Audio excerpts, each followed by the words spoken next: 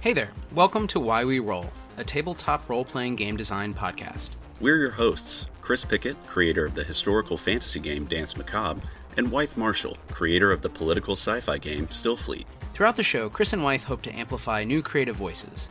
We'll chat with different TTRPG designers, focusing on the world of indie games. We take a curious approach to game design, working through a range of mechanical and narrative questions that are pertinent to many designers, players, and GMs. We hope to showcase fresh and even challenging ideas about what makes imagination-based games just so powerful. Okay, let's find out why we roll.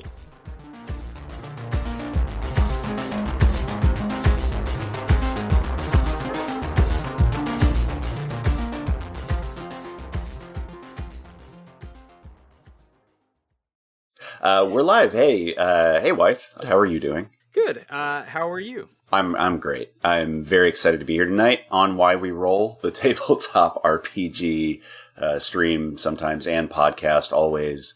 And yeah, I'm excited tonight because we're joined by Cody Pondsmith of R Talsorian Games. I don't know if I'm even saying that correctly. Correct me if I'm wrong. You are saying it correctly. Yes. We don't make it easy, but you're saying it correctly. How are you, Cody? I'm doing great. Happy to be here. Yeah, I've always wondered, actually, maybe you can enlighten us why it is called R Talsorian. I'm familiar with the games, but it occurs to me now that we have you, I don't know why it's called that. Maybe I should. Maybe it's very obvious. So you would have very little way to know. The story is that it is R Talsorian because it is Ross Talsorian, because it is named after one of our investors from way back from when the company got started. Whoa. Who names a company after an investor? That must have been like a wonderful human. You know what I mean? That's really wild. Mike had always heard, don't name your company after yourself. So he named it after an investor. Got it. So you're saying it was going to be like Pondsmith Games, and then it's... No, it was going to be Bonzo Fury Games. Bonzo Fury. That's amazing. Yeah. I gotta say, that's a good name, but it has less weight than R Talsorian. Like, there's something about that name that's just like fantasy, you know, it just like screams dragon to me for some reason. Yeah, that makes sense. It's like, it sounds like well, I guess that's why I asked it the way that I did, because it sounds like a writer from a previous era when everyone used pseudonyms, but they were kind of boring pseudonyms, and a lot of the first letters were just the acronym. So it like, W.H. Auden, H.P. Lovecraft, or what's her name, Alice Sheldon being James Tiptree Jr. And like, why the junior? I always have these questions around how people decide to sort of present themselves. So R Talsorian has that ring, but Bonzo anything is, eye catching. Yeah. Anyway, so good to have you, Cody. You've designed a lot of RPGs, and you have a new one coming out. Is that right? I have, and I do. Sick. So we'll talk about that. For those of you listening who haven't heard, we're going to be talking about Shadow Scar, which is a new game that is kind of about hopping around worlds, which I really like, and have made games that have some of those elements and played a lot of them. And it's also a bit about history, and specifically Japanese history, which I also really like. And the game has a whole sort of unified theme around essentially being ninja, which is just fun. So thank you, Cody, for making a ninja game. And, now we can just talk about ninja for as long as we want. Hell yeah. Before we do that, though, we do ask about kind of your background and how you got started. So, I don't know, maybe we should just open up there. Do you want to introduce yourself and tell us kind of, what's your life in games? What brings you to being able to release a big new RPG? Cool. So, hi, I'm Cody Pondsmith.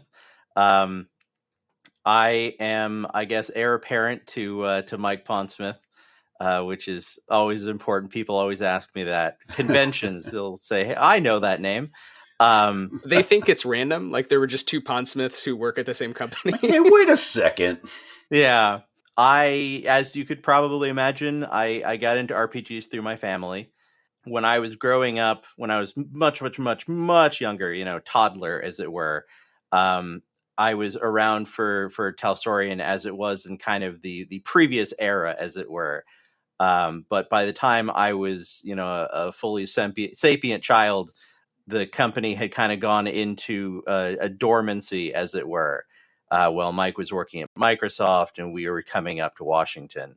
And I got into tabletop role playing games actually through one of our games that I found among our stuff, Teenagers from Outer Space, which is a really system light game about playing teenagers in an anime high school, both human and alien, coexisting and going on wacky adventures. And I was very interested in that because I was, quite a bit younger. I think like 10 or something. And I got Mike to run a game for me and my friends of Teenagers from Outer Space, and that's kind of how I got into it initially, was through that game. Me and all of my friends, role playing as alien teenagers, going on adventures and dealing with the rigors of being in high school. So that was kind of my first introduction to it. But because it was, it is a family business, I kind of got brought in slowly deeper and deeper into the company as I kind of went on my own sort of weird little journey of game design. I wound up working in the mail room for a while before we had really gone out to distributors. I was sending out product to people. I had, invoices, and I just went through and got all of the books out of like a closet in our basement and packed them up, and then, gave them to Lisa to send out. And eventually I wound up helping a little bit on the ill-fated third edition of Cyberpunk. And eventually I wound up working on my own things. Actually, that's where Shadowscar comes in, because I was actually working on Shadowscar before I was working on Witcher. Oh, really? Yeah. So this is your like heartbreaker project, right? Like you've been working on it on and off for years. This is the big one. Yes, the initial concept for Shadowscar I came up with a friend when we were 11.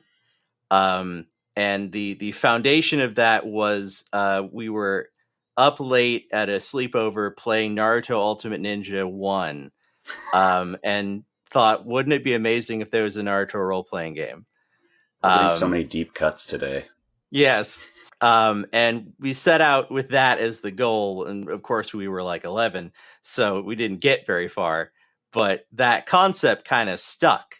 And I would continue to kind of build on that throughout basically my life, with the game kind of changing and molding as I grew up, changing from a Naruto role-playing game to what was effectively sort of almost like a Legend of Five Rings type game, to a period where it was a ninja high school game, and then eventually to something that kind of resembles what we have now.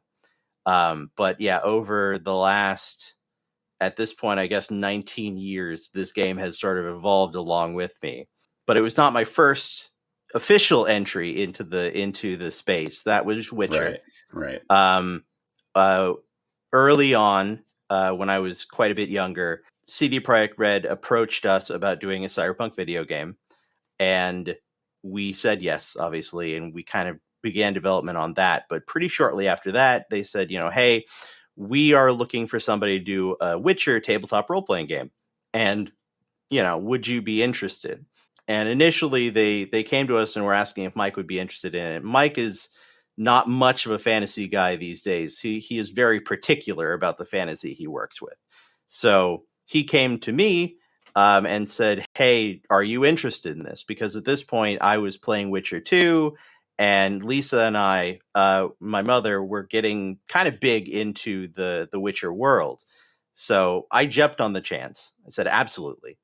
And effectively got an interview, as it were, with CD Projekt. We were going to be going over there as a sort of business trip to talk about Cyberpunk, like a couple months from then.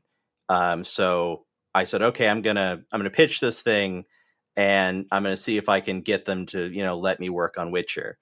So being like 18, I think, I had very little concept of how to do a pitch, because I'd never done it before, and nobody told me anything. Granted, I never asked, but I thought about it. I said, what is the best way to prove to them that I can make a good role playing game based on their property? And at the end of the day, I just came up with, I'll just make a role-playing game based on their property and show it to them. So I sat down over the next couple months and I basically painstakingly built what was the foundation of the Witcher tabletop role-playing game. I built out character creation so that I could show how characters were built and how the game would kind of function. And compile all of that into a horrible lime green binder and took that with me to Poland. And I sat down for the pitch, and once again, having no idea how pitches go, I just sat with them and walked like page by page through what I had written. And it took hours. But I went through the whole thing, and other people like from different parts of the company came and you know, stepped in and watched the pitch and all this stuff. Until I was pitching to some of the highest people in the company. And in the end, they were, you know, pleased with what I had done, and I got the job, as it were. The rest is history and a lot of blood, sweat, and tears. I mean, that's yeah, I don't know. That's incredible. I'm kind of dumbfounded that that walking through page by page is what worked for you. That's amazing. Yeah. That's cool in a way that your approach was to sort of do all of the design work up front. So there, at least if they said yes, great, you've already done a lot of the work in a way. And if they said no, I mean, it's kind of like it. I mean, it, you know, it sounds like it would have been fun, probably disheartening, but also like fun to have just like built out a whole game and thought through it. And it must have shown a kind of attention to detail that you'd actually played the games, maybe read the novels, you know, whatever, that you'd engaged with the material to produce that kind of effort. Yeah. Well, oh, go ahead. No. I was just going to ask more about how you came up, you know, what did you do to sort of put it in that binder, right? Mm-hmm. But please, yeah. What were you going to say? I was just going to say, here's the kicker. They were working on Witcher 3 at that point. So I showed them all this stuff, and then they released Witcher 3, and I had to rewrite a bunch of it. That's cool. So you got into the video games actually also by the RPG. Like you're kind of crashing into like their development timeline. Yeah. Yeah, that's wild. Yeah, I was going to ask, had you read the novels, or were you like, was the entry point for you just the video games at that point? Like, how deep in the lore were you getting with it? The entry point for me was Witcher 2. I never played Witcher 1, and that was pre-Witcher 3. So I played Witcher 2 because they sent us a copy of their collector's edition as like a proof of concept. Like, you know, take a look at this. We can show you that we can make a good, you know, video game for Cyberpunk. So my introduction was through Witcher 2, and then as time went on, I would go on to read a bunch of the novels and kind of collaborate with Lisa, who was just tearing through the novels. She's an avid reader, and she was really into it. So she read through all the novels, and for the project, she sat down with a highlighter and went back and highlighted anything that could possibly be useful for building the RPG in the novels. So that was like a combined, like you're playing through a video game and experiencing the world of The Witcher that way. And then you also have someone close to you kind of picking out some of the highlights. So that's an interesting way. I was just thinking of, you know, adaptation. We haven't adapted a lot of really anything I can think of, Chris, but we obviously look at source material in our games as well. So it's interesting to think about how do you go from some kind of source material to like a finished game that is playable, that's its own experience. And especially, with The Witcher, it must be hard to some degree because there's just so much stuff out there. There's more now, obviously, than when you got started in the RPG. And the RPG is part of it to me, but there's a lot of like Witcherness in the world and a lot of debate about it, etc. But obviously it's a cool game, and the RPG version is really nice. So yeah, do you maybe before we move to Shadowscar, can you tell us a little about your design process overall and kind of how do you approach like just being a TTRPG designer? Maybe things you've learned or how you over the course of that, I assume fairly big involved process, you know, like, evolved your thinking. I don't know, Chris, if you have more to add to that. I'm just curious again about how do you go from like 0 to like 1,000, you know, with this big property. Yeah, I think that's my question too, because it really is just jumping in to the deep end of the pool in a lot of ways. And that's such a different, I think a different experience than what a lot of people, ourselves included, who we've interviewed on here have had, where it's like, well, it's like a hobby thing I did in high school, and then it kind of like there's a slow percolation over time. So just leapfrogging onto what Wythe said, but yeah, like what was that experience like for you? It was definitely, let's say, interesting. I had done a little bit of game design, amusingly, on Shadowscar at that point. But I was kind of building off of stuff that I had experienced through our games. So, I had played Cyberpunk, I had played Teenage Mountain Space, I'd played Castle Falkenstein. So I had this little foundation of game design that I kind of knew about. So I initially kind of took from that where I could, and just spent a lot of time tweaking. My design ethos is generally follows that a game needs to be unified in every aspect of it. So that means that on top of like art and lore and sort of presentation being unified, the system has to be unified too. So if you want a game to run a certain way, you have to make the system fit the way you want it to run. So for that in Witcher, that kind of manifested as after I had built out this sort of character creation system to show off. I started on the more of the foundation of how to play the game, and I spent a lot of time just cross-referencing to the video games. And there are a lot of aspects of the Witcher TRPG that you can see where they, were directly influenced by me looking at the video games and thinking, how am I going to make an RPG that presents the same experience as this video game? So this is why when they brought in, for instance, Witcher 3, this is why, for instance, in Witcher TRPG, we have fast strikes and strong strikes, because that is effectively modeling heavy attacks and light attacks in the video game. It's the reason that the alchemy system works the way it does. I really loved the alchemy system in Witcher 2. So I basically wholesale translated the alchemy system from Witcher 2 into the TRPG, complete with the different alchemical substances and the different items that contain those substances and everything like that.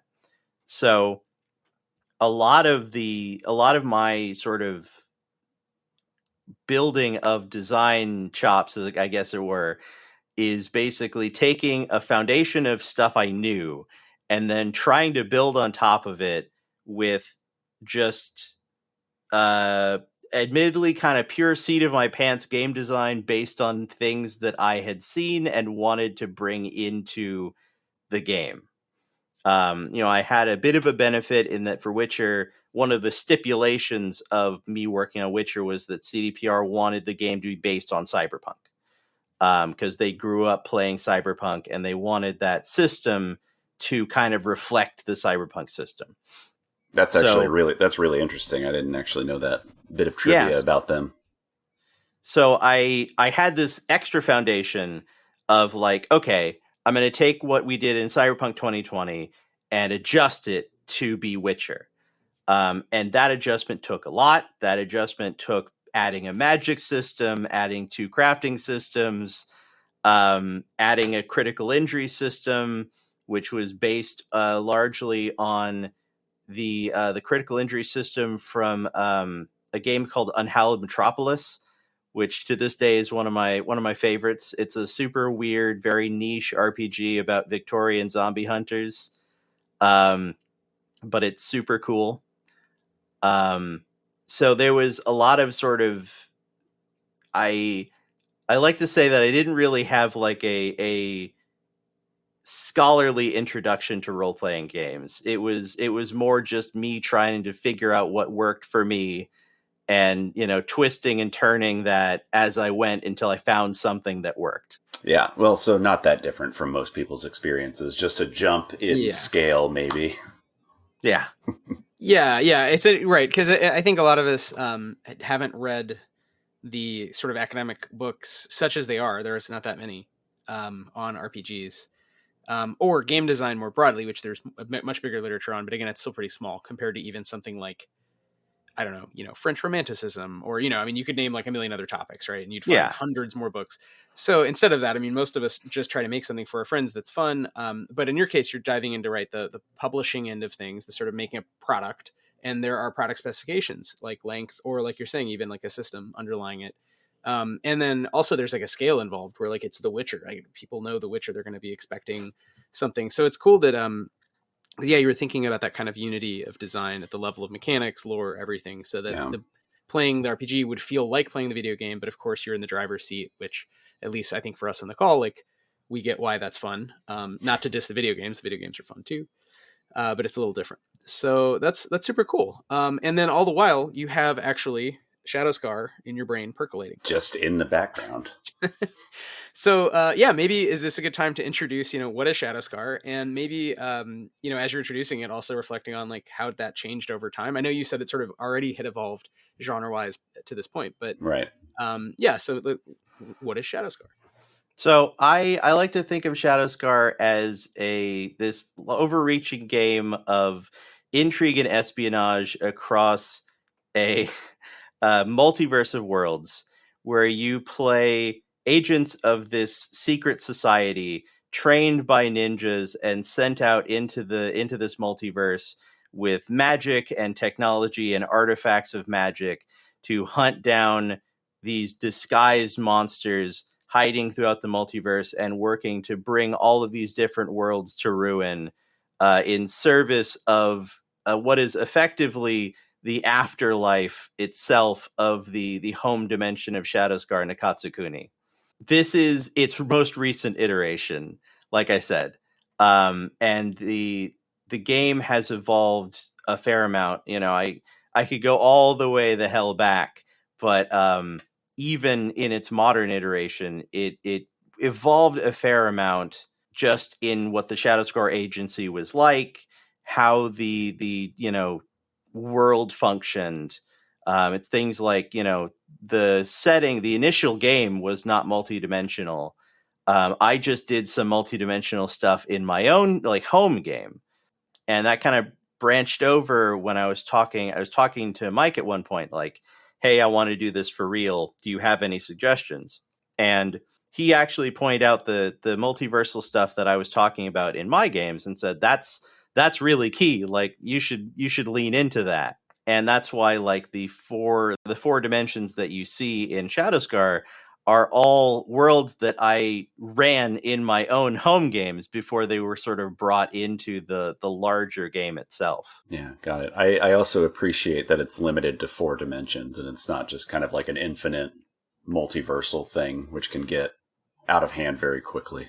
It was always generally going to be fairly small because I've read other multiversal games, and I personally believe that the key problem is that you just get players who are massively overwhelmed because you bring in so many things.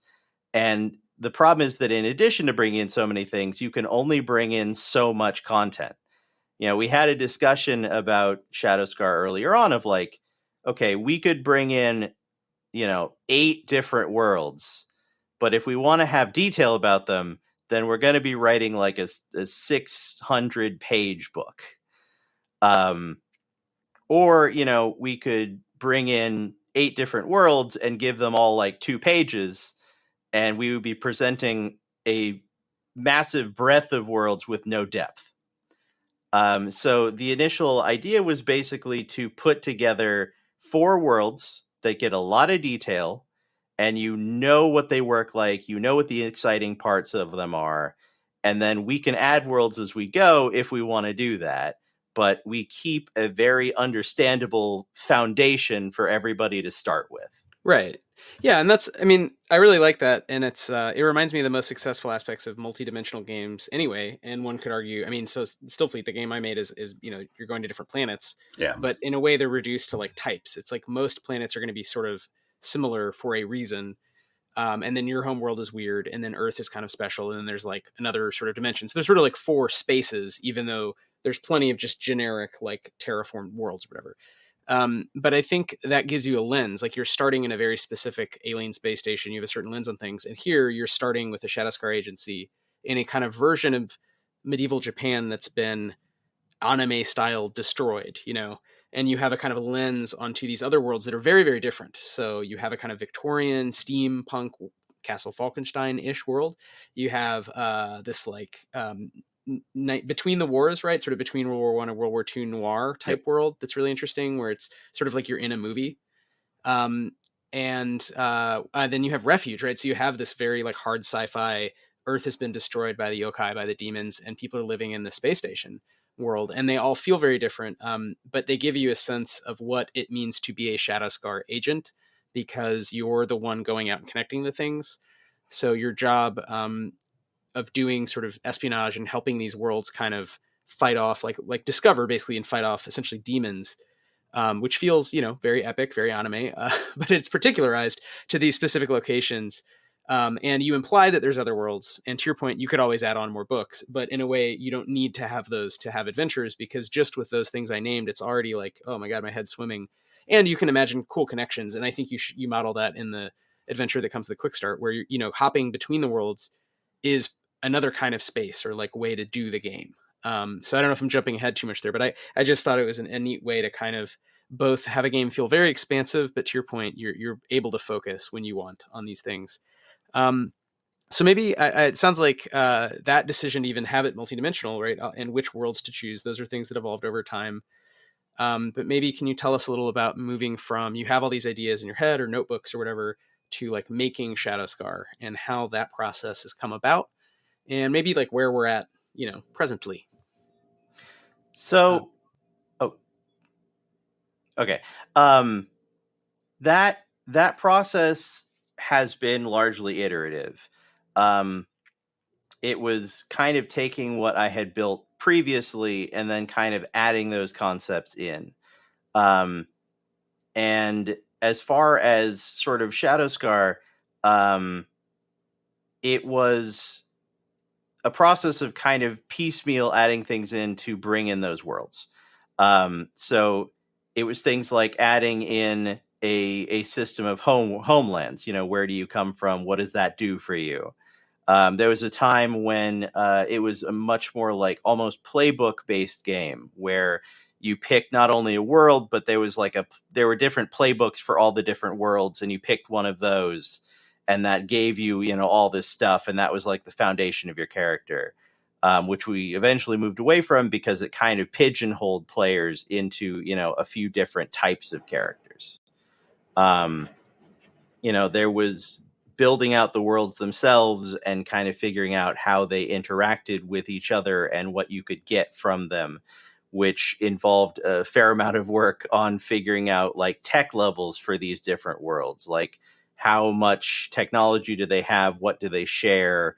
What, for instance, is different between Fifth Street and Nakatsukuni, based on the fact that Nakatsukuni has the tech level of roughly 17th century Japan, but it has magic. So that magic fills in a lot of the things that would be done by technology, say, for instance, in Fifth Street. Once again, it was that iterative process of trying to basically fit things in here and there, plug things on, and make them then merge with the larger form, as it were. Are there ways in which you've mechanicalized the connections between spaces or worlds, other than, sharing items and things like that as well? We generally have tried not to make big mechanical differences. There were some ideas early on, like, what if magic worked differently in different dimensions? Or, how do you take one item from one world to another?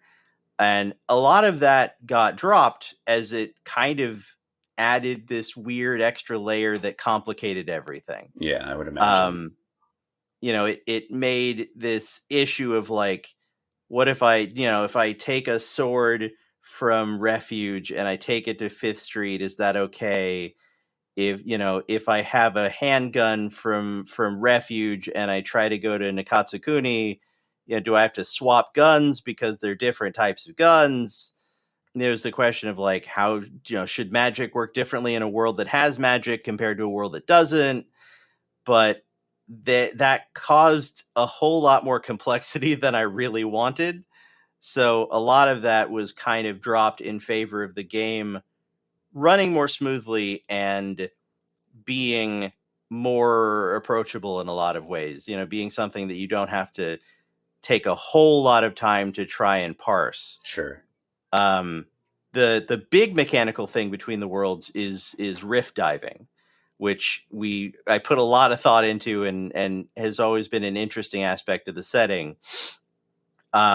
Rift diving being the unsafe way to go between dimensions. So you can always go between dimensions using gates. The agency has all these gates set up in all these different locations that you step through the gate and you step into another dimension. But that is the safe way to go between dimensions, and not everybody has access to that. The yokai, for instance, the enemies, and rogue agents have to do what's called rift diving, where you tear a hole between realities and then attempt to almost hurl yourself out of your reality into another one. That sounds sick. This process is extremely dangerous, but it allows you to jump between dimensions and effectively get from one world to another without having to have a gate. The problem is that in doing that, you are placing yourself in what's called the in-between, which is the place between dimensions. And the in-between is actively hostile to mortal forms. You cannot be in the in-between for particularly long because your body is not used to being outside of a dimension. So if you take too long, you will gravitate into a world. The problem is that world may not be the world you were aiming for. So if you take too long in the in-between, you might fall into a dimension you were not even vaguely attempting to get to and have to rift dive your way out or be stuck there depending. But the big problem is that the in-between is the only place where you can see the entirety of what's called the mosaic, which is this organization of worlds. And we play a lot with the fact that the mosaic is in a lot of ways ineffable, and there are a lot of aspects of the mosaic that are even beyond the understanding of the agency that drive the mind to madness to even try to comprehend. So in rift diving, you have to focus very specifically on the world you're trying to get to, or you will glimpse the entirety of the mosaic, and you are at very high risk of being thrown into a coma, taking permanent brain damage. Yeah. Or we don't talk about this in the starter box, but we talk about it in the core book, trying to make sense of what you're seeing, which is a very dangerous process, but can start to actually allow you to see what is unseen in the mosaic around you. Oh, that's very interesting. Yeah, I love that it's in the quick start. It's like just listed as like, this is so dangerous. It's just not here. Yeah, we can't like, even talk about it. You just go crazy. But maybe there'll be rules later. It's great. Well, yeah. So we've got ninjas, we've got multiversal hopping, we've got cosmic horror elements, and like you said, Cody, before we jumped on, we were asking Cody about horror, and you said that it's not your thing, but you keep coming back to it. Here we are again. Can you give us an example of some of the mechanics and how you've tied them into these big themes and some of the story beats that you're trying to drive at? So a lot of the system is designed to facilitate the interactions we want. The biggest showpiece of that is the assassination mechanic. The foundation of Shadowscar is supposed to be a stealth game. You are playing secret agents and ninjas. So the theory is that you should be able to get into the locations where you're having your missions, do whatever your objective is, and get out without causing chaos, without blowing anything up, without letting a million civilians see what you're doing. So we really try to emphasize and effectively prioritize stealth in the game. The big section of that is the assassination mechanic, which is taken from games like Tenchu Z, and Assassin's Creed and other stealth-based video games, where if you get the drop on an opponent, you can sneak up on them. You can make a stealth check to attempt to just kill them outright. The stealth check is against the awareness skill base of the opponent, so it can be pretty high. And if you fail, you have effectively done no damage, alerted the person you were trying to assassinate to your presence, and also anyone in the area to the fact that you just tried to kill someone. That's hilarious. But if you succeed, then you kill that person outright. Doesn't matter how many hit points they have, doesn't matter what state they're in. You kill them outright, and you are unnoticed by the people around you. So it functions to basically say, I am going in to do this thing, but there's a guard. There's a patrolling monster. I could go down and fight that monster or fight that guard, and it would take a long time, and it would be really loud. So we've presented a way for you to say, okay, if I can get the drop on the guard, then I can take that guard out, and I won't have to have this big fight, and I won't have to cause all this racket, and I can continue being stealthy. You can continue to carry that stealth, and it has a little bit less of the sort of punishing nature of stealth gameplay. In a lot of games, because there isn't an option for stealthily taking somebody out or something like that, you have that problem of like one mess up and stealth is out the window, which is a major problem. In a stealth game, we don't want it to be like, I got a bad roll one time and now everything is for nothing. When you have both mechanics, you have like a sneak mechanic with people having an awareness check against you, which is similar to like in our games, we're sneaking by rolling movement and someone's rolling will to perceive you. But you also have the assassination mechanic, which I had written down. So I have this like list of my notes are like ninja, yokai, Japanese folklore, assassinate as an action. Like, so we're hitting all the things.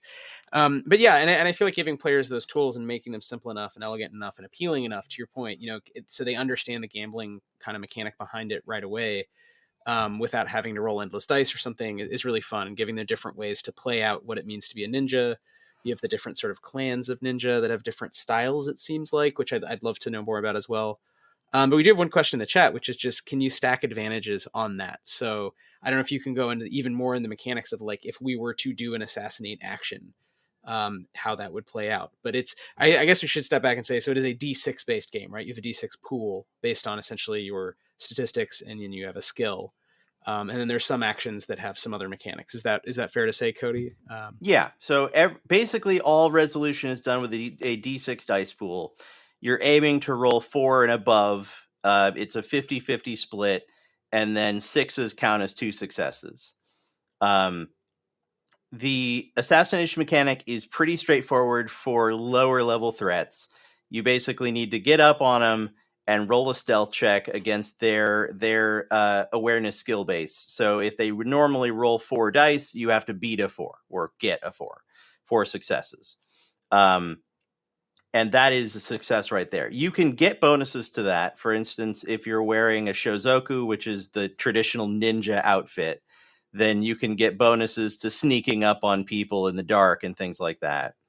And there's even ways that your friends can help you, like by distracting enemies and things like that, giving you bonuses, i.e. extra dice, to roll for that check. But things get trickier when you are trying to assassinate either a player character for some reason or a higher level threat. These are creatures that will not go down with one hit as easily as lower level, mooks, as it were. And you have to initiate the assassination with that stealth check. But then, much as you would see with some of the tougher enemies in a video game with a takedown mechanic, you have to follow that up with usually a melee skill check against their athletics or whatever they're going to defend with. Mm-hmm. So you have the classic, like, sneak up and grab them from behind, hand over the mouth. And then you have the, like, go into stab them, and maybe they grab your arm or whatever. And you're you got to get them. Bit of a tussle. Yeah. I really, little bullet time. Yeah, a little bullet time. I really love it. I mean, I was going to say also a kind of a bullet time thing. It's reminding me of my favorite parts of Ghost of Tsushima. If you've played that game, Cody, where you're a samurai who then kind of becomes a ninja and you have to make this moral choice. You can either duel people or you can just sneak up and stab them in the back. And it turns out that stabbing them in the back is way more effective and way faster, and it's also pretty fun. But you still have the option, which I think is really interesting. Of like sleeper, I haven't played this. Yeah. So it's like you can either just knock them out or kill them, basically. No, you can. I mean, you can either assassinate them or you can like fight them head on. Oh, got it. And it's kind of like the moral code that you're choosing in the game influences other decisions. Almost like a mechanic for like, are you a good or bad person emergent from the actions? Yeah. Kind of games have tried to do a little bit. It makes me think also hilariously just of that guy Joel Haver did a video that was like, Metal Gear Solid from the NPC's perspective or whatever. But it's like these mooks standing there and they're always like, yeah, so anyway, I'll probably go to the game with my son next week. What was that? And then there's like obviously a guy just like frozen, behind a trash can. And they're like, I thought I heard something.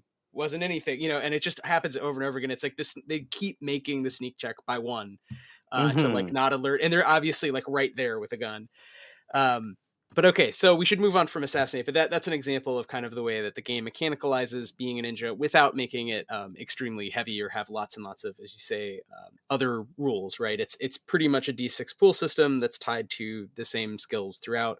And then there's different kind of equipment and sort of a magic system, Mikyo, which is some powers you get. And it seems like the pregens, there's 6 pregens that come with a quick start, all have different powers. And then there's many, many monsters that come with a quick start. And I shouldn't say monsters, encounters of various kinds, people and kind of yokai. So Japanese sort of demons of various types. And they all have different powers as well. So I'm wondering if you want to say any more about sort of the lore or like what is going on, because there is this whole lore book that comes with it that's very rich and drawing on Japanese folklore. So turning to like behind the ninja, behind the fun, mechanicalization, simulation of fighting, why ninja and why Japanese folklore? And, how did you sort of decide the right level to weave into the game? And yeah, and just what is the sort of pitch for like, being a kind of hero ninja in this? That's how I read it anyway. Is like, you're a good ninja.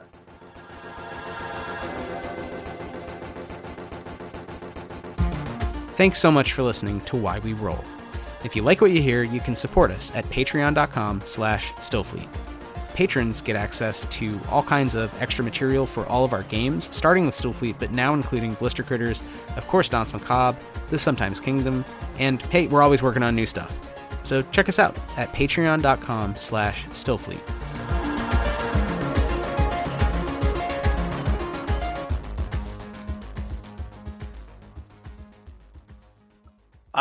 I've always been interested in Japanese history and Japanese mythos. I find it really fascinating and really unique in a lot of ways. And so, the foundation of that carrying into Shadowscar was kind of a given in a lot of ways after I kind of divorced it from a much more sort of abstract concept. And the actual like plot line, the Uber plot line, I guess, of Shadowscar is inextricably linked to sort of the mythos of Japan that you find in like the Kojiki and other historical sources. So that is kind of the way it functions, is that in history lesson, I guess, the foundation of Shadowscar, the Shadow War, the Veil War that you were fighting, is actually the effect of the end of another war that turned out terribly for everybody in a way. We go all the way back to effectively the foundation of Nakatsukuni, because Nakatsukuni is inherently an unfinished dimension. It had been starting to be created, but it was cut off in the middle as basically the mother and father deities functionally, Izanagi and Izanami, were setting about creating Nakatsukuni, creating the islands, creating the seas, creating all of the spirits of nature and the gods, until, much like in the Kojiki and the Japanese creation myth, Izanami, the mother goddess, dies in childbirth, giving birth to the spirit of fire. Her spirit goes down to Yomi no Kuni, which is the afterlife in Japanese mythology. And stricken by grief, Izanagi, her husband, goes down into the afterlife to bring her back, to save her from death, effectively. The problem is that this does not go as planned. He gets down there and he finds Izanami's soul, but she has already accepted the hospitality of the ruler of the underworld, and thus been tied to the afterlife itself. There's extra mystery to some extent in Shadowscar because the afterlife as it exists has been changed in some way. It moved from a fairly peaceful land of the dead into this sort of horrible crypt where lost souls wander. And the actual master of the afterlife, Yomi, who is the ruler of Yomi no Kuni, is little more than a desiccated husk on a throne of obsidian, who is quite clearly could possessed perhaps even by something else, some form of dark, foul magic or anger. But his anger, is this force, effectively makes a deal with Izanagi and says, you can take Izanami's soul back, but only if you wait outside her chambers for her to finish preparing for her journey back to the land of the living. And you must wait there, and you must not check, you must not go in, you must not open the door. And Izanagi sits by the door and waits, but time passes. Minutes turn to hours, turn to days, turn to months, and Izanami is nowhere to be seen. So eventually, deeply worried for his wife, Izanagi throws open the door to see if she is still, all right, to check in on her. And in that moment, he sees Izanami splayed out in her bed chambers, twisted and rotting, with the spirits of terrible creatures sort of almost molding out of her body. And at this point, kind of in line with this deal that he has made with Yomi, Izanami is forfeit, effectively. Her spirit has been taken over by Yomi entirely, and she actually, in a fit of almost magically possessed rage, attacks Izanagi and goes after him, summoning the hordes of the afterlife and these 8 spirits of destructive thunder that had basically been created from her body. Izanagi manages to escape, getting to the gateway of the afterlife and rolling this massive boulder in front of it to stop the hordes of the afterlife from getting out. But Izanami, now completely possessed by the power of Yomi no Kuni, promises that she will one day return and basically bring destruction to the entirety of the world of the living. Izanagi goes on to effectively live in relative isolation, ruined effectively by the loss of his wife, until centuries and centuries later, when the prophecy, as it were, comes to pass. Izanami and her undead horde almost break free from the afterlife, break free from Yomi no Kuni, and go on wage war against the land of the living. Using her power, Izanami twists the minds of all of the magical creatures, the yokai of Japanese myth, and makes them into an army of dangerous monsters, and starts what's called the 100 Years of Sorrow, which is this massive apocalyptic war in which humanity and the spirits of nature and the gods fight to stay alive and keep their world effectively from being destroyed. This war goes on for a century.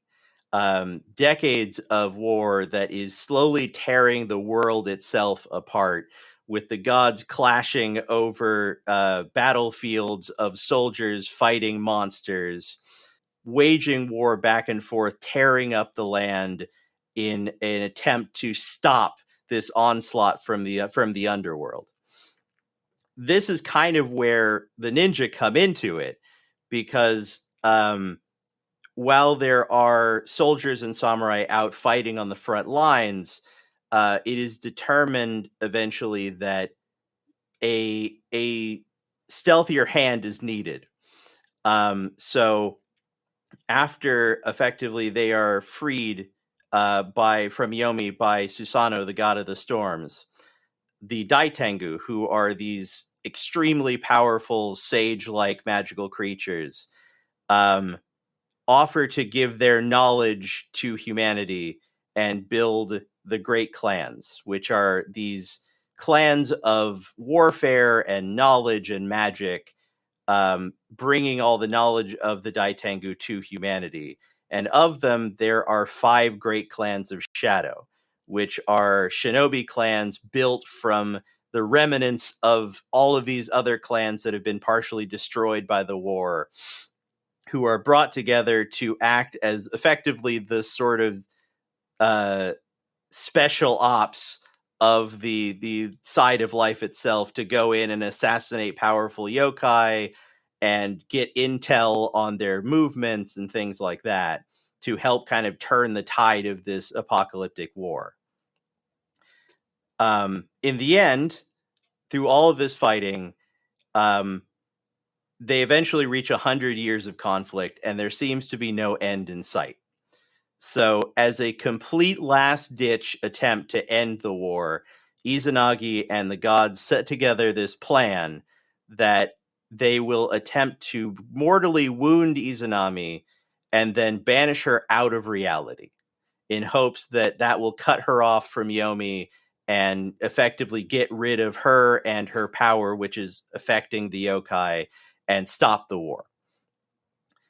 This goes into the last siege of Kyoto, which is this massive battle, last stakes for humanity and the gods, in which, with the aid of a group of shinobi keeping Izanami busy, Izanagi is able to strike a mortal blow to his now corrupted wife and cut a shadow scar across the sky, this massive black tear that he then banishes Izanami and all of her yokai horde into.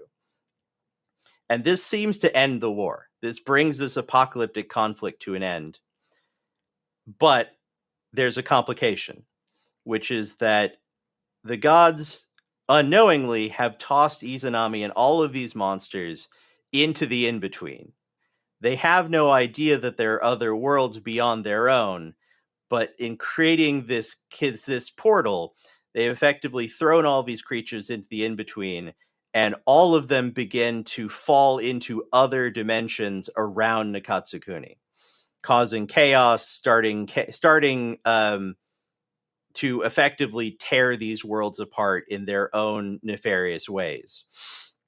When this is eventually discovered by Susanoo, who goes out into the mosaic to try to find Izanami in hopes that she can be saved, the gods realize that in getting rid of Izanami, they have doomed a bunch of other worlds. And more importantly, they can't find Izanami in all of this chaos. So there is this fear that grips the people of Nakatsukuni that this is not over. At some point, Izanami will return, and she will bring this apocalyptic war back to Nakatsukuni. And there is no way of knowing, now that they have used their final resort, how they will survive that. And so the Shadow Scar Agency is created to find Izanami and stop her from returning, but also to stop all of these yokai from destroying the worlds that they have been dropped into. And this is kind of the start of what is called the Veil War, which you are playing in the game.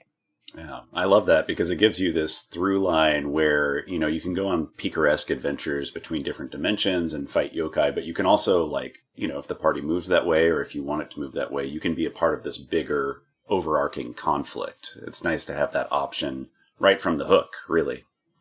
Yeah, and it's really interesting how you've taken Kojiki and kind of a eternal tale that is present in many cultures, as Vex is pointing out in the chat. You know, the legend of Orpheus, and you look at Osiris, right, and the idea of sort of the partner there's sort of often like a bad brother or some sort of figure like that, whether the wife dies or the husband dies in Osiris' case. And you have these mysteries of return and relations to ideas about death and rebirth at the level of the individual, society, spring and winter in the earth. And then on top of it, you have this anime level Götterdämmerung, right? So that happens, and then it leads to, oh shit, now we're fighting, the Twilight of the Gods, time and space are being rent apart. And that feels very anime, which I know is a big influence on the game, right? And it's meant to feel sort of like an anime game, but as you say, it's a game about espionage. So actually, we're not playing in the Götterdämmerung era when you'd have anime like cyber paladin samurai with like 18-foot swords or whatever was happening. That was all the deep past. Now, for a long time, we've been in this kind of Cold War, which I know Chris knows I like really love, espionage kind of settings where, yeah, there's a conflict and it's really, really important, but normal day-to-day life is like normal day-to-day life. So you can't go around anime murking people. You have to kind of move in stealth and have a kind of different relationship to society as Pikaras, as heroes, as whatever, specialists with swords. So I think that's cool. I think you've done a lot of like thought, obviously, to take real Japanese folklore and some of those anime influences and put them together quickly enough. Because even the account you just gave, I will say, is I think longer than the one, at least in the quick start. Like in a quick start, it's a couple pages and you're like, wow, okay, big intro, big scrolling yellow text, and then you're kind of in the world of, okay, it's the present. You're a ninja in the Shadowscar Agency. You get to sort of choose how you're going to go about finding hidden yokai. And I like that last idea that the yokai generally is, and correct me if I'm wrong, Cody, if I'm misreading this, but it seems to be they generally wear, I think kamen is the term, right? They wear masks and they sort of appear human generally now in these 4 kind of settled worlds. And your job is often to figure out kind of what they're up to. So it's probably something out there deep space, in another dimension, Izanami and the really bad, yokai are out there. But you're generally sort of pulling at those threads in a more sort of espionage or maybe a cosmic horror driven mode. So yeah, I think as Chris is saying, it definitely feels like it offers up a lot of directions to go as a GM and as a player. Maybe one way to turn that into question is just to ask like, how has this gone in playtesting? I'm guessing you've playtested a lot. I'm guessing you've done some campaigns. Do you have any good stories or things that have influenced your writing in terms of like, okay, wow, I need, that campaign went really off the rails or those kind of learnings. You know what I mean? Generally, so I run Shadowscar very much as like a spy thriller in a lot of ways. I've always enjoyed that sort of approach to it. Because I think it really shows what Shadowscar is the best. And that has done me pretty well in a lot of games. I've run a lot of Shadowscar, and I've run a fair amount of sort of new era Shadowscar, as it were, in like playtesting for the starter box and the easy mode and the like. And one of the things that always kind of comes across the most is that interaction across dimensions. That with different players coming from different worlds, I find that people always have good opportunities to role play as they are, playing these characters from very different worlds, interacting with each other now as teammates. And having to go to other worlds and interact with those people. So you might be in a game where, you have 2 people from Nakatsukuni, but then you go to 5th Street, and now these 2 people who are used to 17th century Japan are dropped into the 1920s in America. And there might be one person from 5th Street in that group who's now having to kind of guide everybody else through being in their world, as it were. And I always love it when you get interactions in that way of different players playing to the world that they were part of. And you get things like, my favorite joke about Shadowscar is that you have an agent from 5th Street and an agent from Refuge. And the agent from 5th Street is trying to describe the Great War. And they're talking about, the horror of the trenches and, living day to day under possible artillery fire. And the agent from Refuge says, "Oh, okay, you're talking about World War I." And the really 5th Street agent says, "Wait, one?" That's pretty good. Yeah, that multiverse thing is really wild when you put it that way. Yeah, that the characters are kind of from similar Earths, but that have gone in these very different directions. They're just different enough to have like different histories. Okay, I have a 2-part question. Do the other worlds or planes or however you want to put it know about Nikatsukune? Do they know about the mosaic? And then how does one become a ninja for the Shadow Scar Agency? Because you can have somebody from Fifth Street or from Refuge. Like, what's the through line there? So none of the other worlds know about Nikatsukune, and Nikatsukune only barely knows about the other worlds. The agency keeps a lot of stuff close to the chest as far as what's going on in the other dimensions. And in fact, they keep it so close to the chest that the official line from the agency is that Izanami is definitely gone and the yokai are definitely not coming back. But the agency is just helping out these other dimensions clean up the yokai so that they can't cause any problems. So they downplay what the Veil War is tremendously to keep panic from spreading into Katsukuni. Sure, yeah, makes sense. Right. So agency members come from kind of two different groups, because there's the people from Nikatsukuni who, for them, the Shadow Scar Agency is like, the FBI would be for us. It is a known governmental body, and it has this sort of mysterious, like, kind of alluring, like, oh, they're secret agents who go between worlds and they see all of these different dimensions and whatnot. So some people from Nikatsukuni just like apply to join the agency. People from other worlds, the infected worlds, don't get that option though. There are some cases in which very specific people from different dimensions will be approached by the Shadow Scar Agency because they have a particular set of skills that the agency wants to utilize. But in a lot of cases, people who join the agency are joining the agency because they got involved in something they shouldn't be involved in.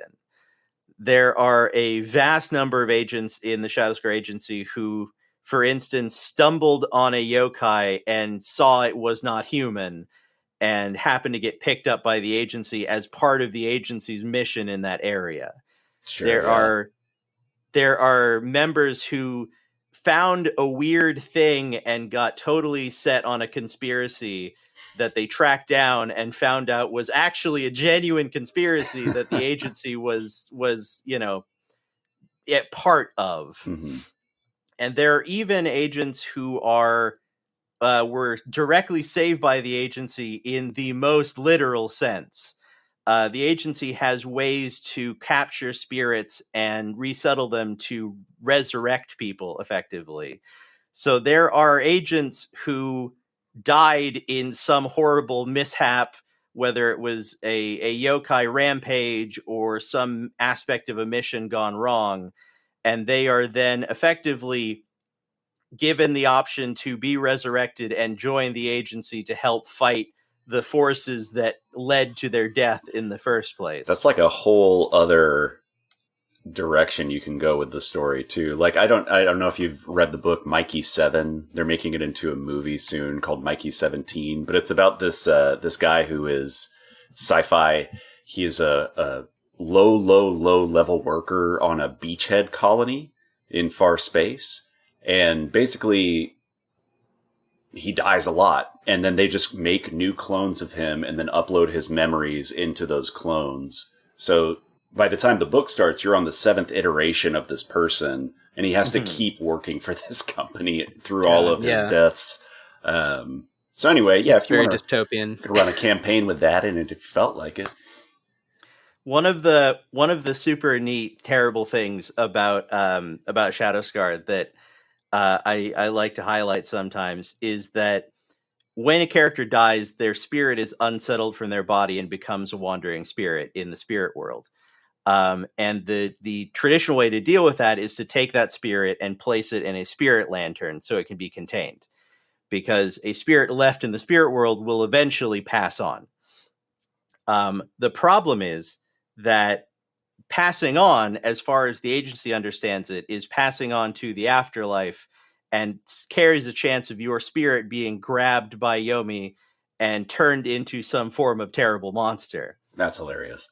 And the side effect of that is that because a spirit lantern can keep spirits indefinitely, there are agents who have died and have effectively chosen not to be resurrected by the agency, but also not to let their spirits pass on and possibly get turned into a horrible monster, who exist in spirit lanterns in hopes that at some point the war will be over and they can actually pass on to a positive afterlife. That's wild. Yeah. Yeah, this it's got shades of like Evangelion and Berserk, and this kind of play with sort of religion across traditional East Asian religions and myths from even Kojiki's predate Buddhism, I think, but and then kind of Western ideas that have been brought in, ideas of heaven and hell, and like kind of especially like in the Victorian setting, you have the idea that people are contacting spirits.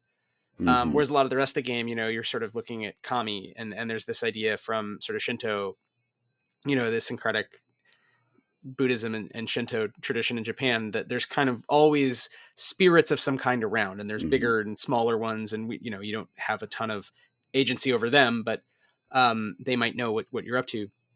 And I think it's interesting to have this sort of anime level, like you don't want to die because you might get turned into like an evil demon ghost, or so you might just choose to be like a friendly ghost lantern for your buddies for an indefinite period of centuries, which is both sort of dystopian, but also sort of noble, but also like not important to the game necessarily. It's just like yet another idea of that background lore that comes with, I think, in part working on a game for a really long time, where you have all the lore in your head and you can choose when to deploy it as a writer and have little gems show up throughout, a quick start, throughout a rule book.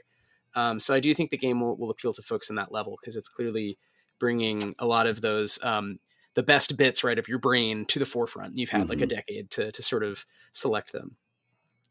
So that's not a question, but I did have something in mind. I'll come back to it. It slipped my attention now, but I know what I want to say. So something we did want to get to at some point is just how do you sort of deal with sort of the political in games, because that's something that we're both really interested in and have a lot of thoughts on. But this game specifically, it has a really political vibe, but obviously the politics is this anime politics, right? Where there's absolute sort of evil out there, and you need to sort of find it and get rid of it. But at the same time, there is day-to-day politics. As you're saying, was just the Great War in one planet, and then you go to another planet and they've had just like sort of almost an environmental disaster. I mean, yeah, it was caused by a tsunami of demons or whatever, right? But it's sort of like no one's fault, as far as I understand, on Refuge, of the survivors. And so you have different kinds of settings with different real world sort of adjacent problems. And I'm curious if you just have any thoughts on that, or ways in which you've seen the game function in a way to get to some of those real sort of concerns via this very epic, very myth driven kind of ninja lore. And feel free to be like, it doesn't do that. I mean, you tell me, it's your game. Well, I've always been of a mind that I don't want to whitewash history. There are very unpleasant things that have happened in history, and those things happen in Shadowscar too.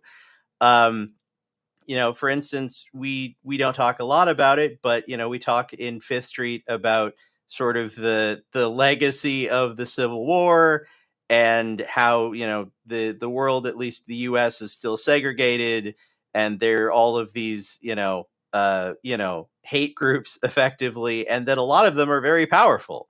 In the 1920s, we're dealing with the Ku Klux Klan actually being an extremely powerful entity, as it were. We talk a lot about the sort of caste system almost of Victorian England, where people are born into different social strata. And my favorite, it doesn't show up in the starter set, but there are factions in the core book that are per dimension. And I did a lot of research into the time periods for a lot of these different worlds. And my favorite is there's a faction called the Diamond Society in Steel Court. And it is like effectively sort of a gentleman's club where you have to be a high aristocracy, and you join, and based on your lineage and your sort of social station, you get a diamond rating. So it creates this caste system within the aristocracy to be able to say, well, I'm a 17 carat in the Diamond Society. But the foundation of this faction is that the founder of the faction, who is high aristocracy, was absolutely shattered one day when a middle class family bought the same China tea set that he did. And so he set out because one big aspect of that time period is that the middle class was just starting to develop and just starting to kind of vaguely threaten the aristocracy, with, having almost not the same level of like money and affluence, but starting to be able to like buy the same tea sets and things like that. So this character founds the Diamond Society, and like the last sentence in that is the the poor may rise up, but they'll never be part of the Diamond Society. Ouch. Yeah, they'll never get verified on X. Yeah, they'll never get the blue check mark. And in Refuge, we talk about the fact that like humanity has been nearly driven to extinction, and the tricky part is that the people in Refuge, the ones who are still around, are on either the Selene lunar colony or the Eos space station. And both of these were effectively created because in Refuge's world, the Cold War goes hot. In the Cuban Missile Crisis, there is an airstrike that is brought down on Cuba as a preemptive strike before a raid of Cuba. And unfortunately, that airstrike hits where the Soviets were keeping a bunch of their bombs. And so there's what's called the Cuban detonation, which is a stockpile of nuclear weapons stockpiled in Cuba, all blowing at the same time, which destroys like most of Cuba, or at least most of Western Cuba, and leads to the United Nations basically putting together this plan of like, we're going to create this lunar colony, and we're going to put representations of all humanity on the moon. And the official is like, we're spreading out into space, and the unofficial is, if we nuke the entire planet, there's going to be something left. Right, which happens in like the Shishin Lu books, the three body problem too. There's like the UN has its main strategy for dealing with aliens, but then there's a couple other strategies that are just like B and C plots. Yeah, and as a reader, because it's such a picaresque trilogy, at points you're like, why am I reading this? And then later the characters will come back and you'll be like, wow, I'm really glad they did that thing. They couldn't have known, but like they just were like hedging a lot of bets, and there's different ideas, different governments. So I love the intricacy there. I wanted to get at, I know we're going to run out of time. Yeah. So I wanted to give you plenty of time to talk about like all the things people give. I don't want to cut you off, Cody. So please finish what you're saying. That's everything you're saying is really rad. I'm really into it. But I'm also curious if you can just bring us to like the state of Shadowscar and what you want people to do and what the book or series of books is going to be. But please, I'm sorry. I apologize for interrupting there. No, you're good. You're good. So the state of Shadowscar at the moment is we put out the easy mode, our Eyes in the Darkness handout, which is sort of our taster of Shadowscar. Anybody can find that on DriveThruRPG, and if you find us at conventions, we usually have a bunch of them at the show just to hand out. If you are curious about Shadowscar but aren't willing to invest money in it quite yet, that's a really good way to determine if you're going to like it. It has everything you need to play several sessions of the game and shows you all of the different worlds in sort of order, so you can kind of get the entire feel for the setting. The starter box just came out at Gen Con this year, and that is sort of our next on-ramp. It has everything you need to play for like a good 10 sessions or so, including pre-generated characters with advancement rules, and a big adventure book full of exciting adventures spreading across the mosaic.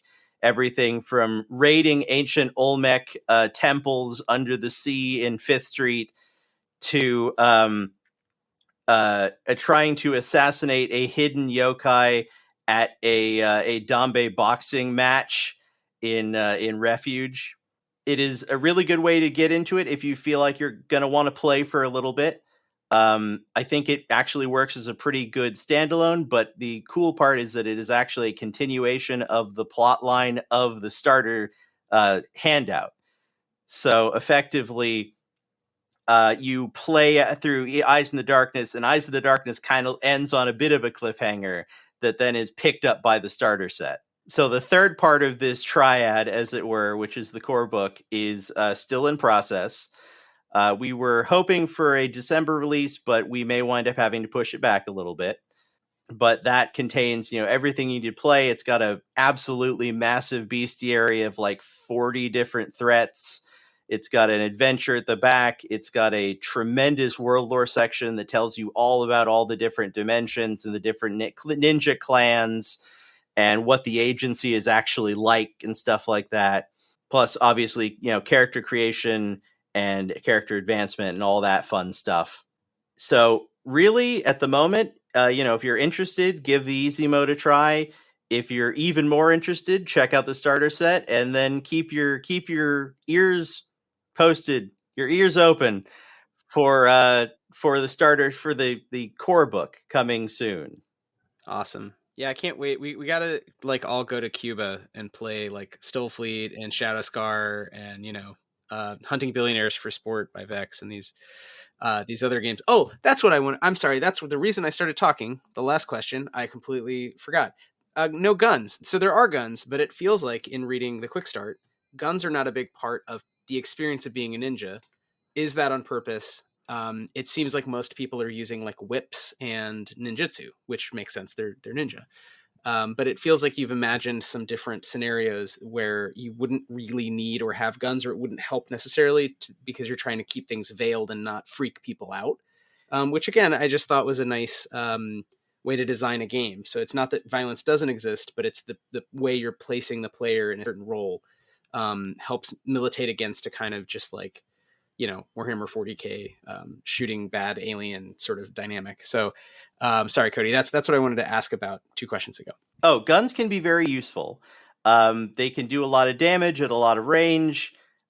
Shotguns and machine guns can dish out damage to a lot of people with a single shot, but they are all loud, which means firing them off is going to alert people around you, if nothing else, to the fact that guns are being fired.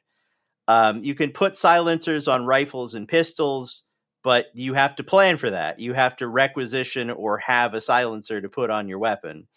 So it's mostly just kind of understanding that in the greater experience of being a ninja, if you're trying to be stealthy, you're probably just not going to use guns because they're going to be too loud. I mean, hey, and guns jam, but hands don't.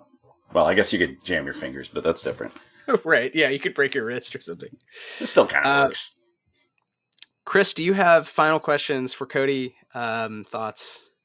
My final question for you, Cody, is where can we find you online? I mean, we know we can find our Talsorian everywhere. We can find it at cons, at your local bookstore. But what about you personally? How can folks find you, connect with you? The terrible part of it is I cannot be found anywhere. I respect that. I have a Facebook and a Twitter, and I haven't used either of them since like 2016. Got it. So go to our Talsorian's website, which is rtalsoriangames.com. If you get involved in our Discord, know that I am lurking constantly. But yeah, I'm afraid I am a bit of an anomaly on the net. I just don't show up. No, we love that. Yeah, that's great. I don't know, Chris, if I could speak for you here. I don't think either of us would do any social media marketing if we were able to not do it, essentially. If I didn't have to, I would not. I wouldn't even have a smartphone if I didn't have to these days. But, different conversation. We're gonna go to spirit lanterns as soon as that technology exists. If I can pay a ghost to whisper mentally at my friends, we'll figure that out.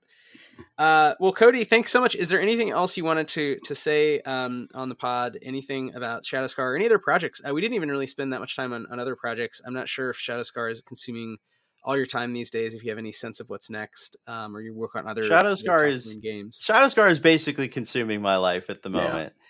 Makes sense. I don't know. I have something corny to say. Do it. Please. Since, you guys are a TTRPG design podcast, I just want to say to anybody listening out there, if you want to create a game, just go ahead and do it. You'll learn along the way, but the best way to learn game design is to try and fail a lot. Truer words were never spoken. Absolutely, yeah. Get your friends to pretend to be ninja, and maybe they will, to quote Vex in the chat, break their wrists while trying to reload their throwing knives, which is kind of like a gun jamming. No, it's great. I think that's such wonderful advice, Cody, and it's great that you've, kept working on your project alongside The Witcher, which is very different, and now have your original like big vision coming out. So excited to see the full rulebook. The quick start is full of interesting things. It's kind of a whole bunch of materials in there, so definitely worth picking up. And yeah, there is the free sort of single quick start basically that you can find on DriveThru and maybe other places. Definitely on DriveThru. Definitely on DriveThru. So yeah, thank you for joining us, Cody Pondsmith of R Talsorian Games. And please, anytime, if you want to come back when Shadowscar is officially out, if you want to do some play testing, let us know, and we occasionally do that. So awesome. This is Why We Roll, the TTRPG game design podcast. Yeah, thanks everybody so much for watching, for listening, and we will see you next time.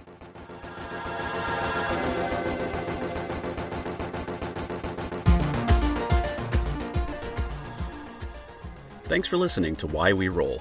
Our theme music is by the brilliant Sam Tyndall and Arpline.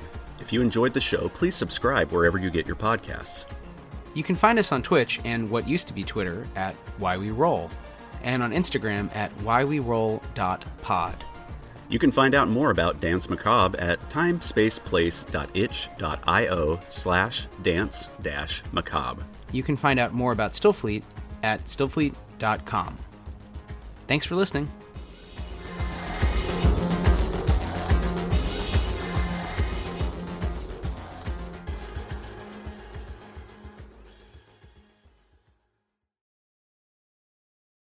Hey there, I'm Hugh from Poderation. If you like today's episode, why not check out The Next Session, your D&D agony aunts there to answer all of your questions. Join Adam and Alyssa as they answer questions sent in by listeners like you about how to solve the problems that come with running and playing in all sorts of different tabletop scenarios. Available wherever you get your podcasts.